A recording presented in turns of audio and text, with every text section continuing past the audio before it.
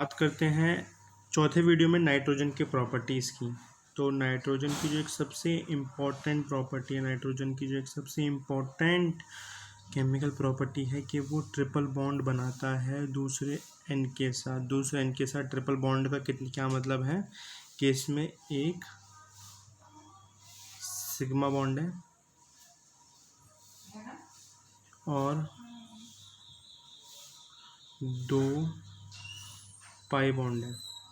अब ये सिग्मा और पाई क्या होता है, अगर कभी भी हेड ऑन ओवरलैपिंग हो या ऐसे, तो इसको बोलते हैं सिग्मा बॉन्ड।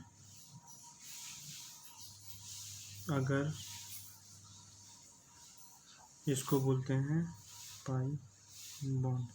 तो एन के साथ यहाँ पर पी पाई मल्टीपल बॉन्डिंग बनाता है, जो कि हम पहले पढ़ चुके हैं।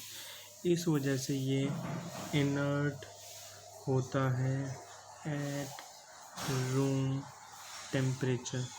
तो उसका रीज़न क्या होगा? First of all there is a triple bond between N2 and also इसकी वजह से इसकी हाई डिसोसिएशन एंथैल्पी हो जाती है। हाई डिसोसिएशन एंथैल्पी मतलब काफ़ी ज़्यादा हीट चाहिए इसको टूटने के लिए। तो क्वेश्चन आता है कि वाई N2 इनर्ट होता है, वाई N2 आपका इनर्ट है। इसका रीज़न क्या है? N और N के बीच में ट्रिपल बॉन्ड, जिसकी वजह से इनकी बॉन्ड डिसोसिएशन एंथैल्पी काफ़ी हाई हो गई, तो ये रिएक्ट नहीं करते हैं किसी से। तो यहाँ पे इसका आंसर क्या हो जाएगा? बॉन्ड डिसोसिएशन एंथैल्पी और ट्रिपल बॉन्ड। नेक्स्ट आपके नाइट्रोजन के सम सिंपल रिएक्शन। जब Li को आप हीट करोगे, Li मतलब यहाँ पे हम क्या कर रहे हैं, बेसिकली हम एस ब्लॉक के एलिमेंट्स के साथ इसका रिएक्शन करा रहे हैं। तो जब आप Li का रिएक्शन करोगे N2 के साथ,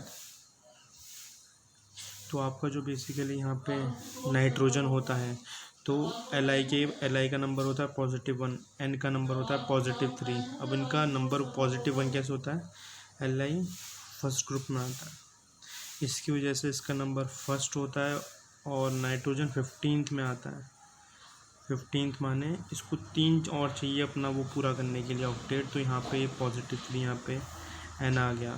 तो इसी वजह से Li3N। बात रही मैग्नीशियम की, तो मैग्नीशियम आता है सेकंड ग्रुप में। तो आपका इसका हो जाएगा 2 और नाइट्रोजन का तो 3 है ही, तो Mg का 2, N का 3, तो Mg3N2।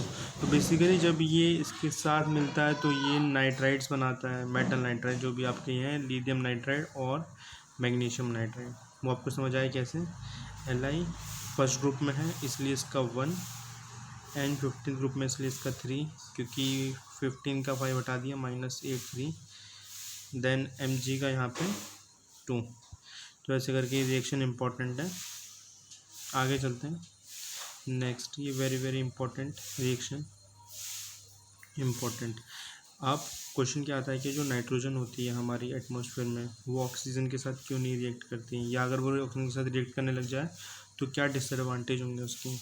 तो बेसिकली N2O2 के साथ अगर रिएक्ट करेगा, अगर नाइट्रोजन और ऑक्सीजन एटमॉस्फेयर की रिएक्ट करेगी, तो वो ये गैस बनाएंगे जो कि काफ़ी हार्मफुल है हमारे इन्वायरमेंट के लिए। तो इसलिए दोनों रिएक्ट नहीं करती, क्योंकि इसकी डिसोसिएशन एंथैल्पी काफ़ी ज़्यादा होती है और इनको रिएक्ट करने के लिए काफ़ी हाई टेम्परेचर चाहिए होता है, इसकी वजह से।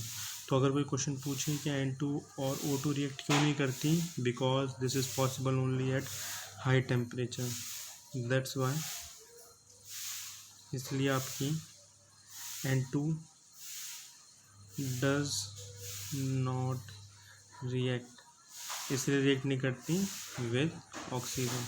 इसलिए आपकी N2 ऑक्सीजन के साथ रिएक्ट नहीं करती, क्योंकि उसे काफ़ी हाई टेम्परेचर चाहिए होता है। नेक्स्ट क्या है कि अमोनिया मेकिंग की प्रोसेस है यहाँ पे, हेबर प्रोसेस, ये मोस्ट इम्पॉर्टेंट प्रोसेस है।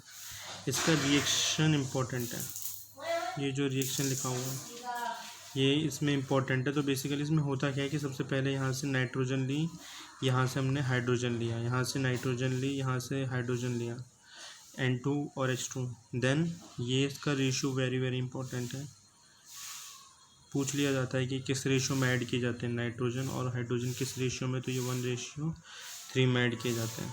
तो जब ये आगे गया तो यहाँ पे कैटलिस्ट, इसमें हमने कैटलिस्ट डाल दिया, इसके साथ ही साथ 450 डिग्री सेल्सियस, ये तीनों कंडीशन याद रखनी है कि इसमें 450 डिग्री सेल्सियस डालते हैं, 200 एटमॉस्फेयर, और आयरन कैटलिस्ट डालने से क्या हो जाएगा, ये फास्ट हो जाता है प्रोसेस, कैटलिस्ट डालने से क्या हो जाता है, प्रोसेस फास्ट हो जाता है। और इसको जब आप कूल करेंगे तो आपको अमोनिया मिल जाएगा, लिक्विड अमोनिया, और जो भी अनरिएक्टेड गैसेज है वो दोबारा इस प्रोसेस को जाके करेंगी।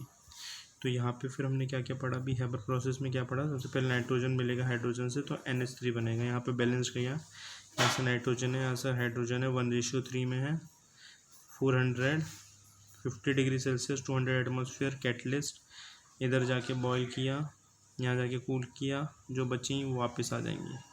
तो इस तरह से हमारा ये कंप्लीट हो जाएगा।